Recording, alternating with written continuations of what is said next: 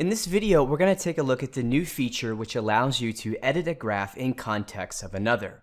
Now, this feature is experimental at this stage, so we need to enable this in our preferences. So here we're going to go to Edit, Preferences, and if we come over here to the Graph tab, you'll see that there's an option here for Enable Addition of Graphs in the Context of Instance Nodes. So we're just going to enable this checkbox. We'll click Apply here and OK. And so now here you see I have a graph which is producing this kind of rocky ground material. And this particular graph has some inputs.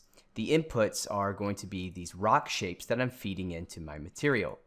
So typically in previous versions of Designer, if I wanted to go and edit this graph that had inputs, it would look like this. So I'm going to go over here to the rocky ground graph.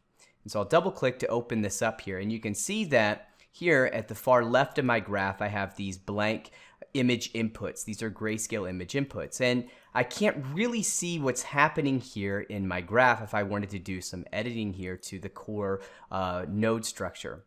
So what I would have to do is just make some shapes and then just have them in here and connect them. And then when I'm done editing, reconnect these image outputs. However, in the summer 2018 update, we can edit a graph in context to the graph that it's instanced in. So now that we've enabled our feature, what I can do here is simply just select my graph here. I'm going to right click and now I'm going to choose to open reference in context. So I'll just select this option here. And so now this is going to open the graph, but as you can see here, it's automatically filled in here the reference inputs.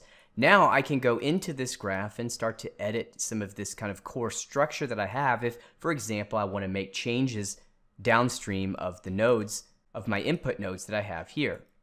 Now we've enabled this, like I said, as experimental. The reason being that we've noticed in some instances, editing a graph this way can be just a little bit slower than if I was just editing it kind of the old way where I was just opening the graph and just working within it.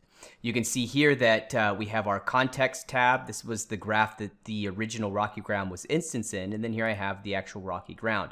Now with this, I'm not opening up like a new version of the graph. This is the original graph itself. It just has the inputs set for me, and I don't have to worry about, adding new inputs and then removing them and so on. I can just edit this in context to the graph that this rocky ground will be instanced in.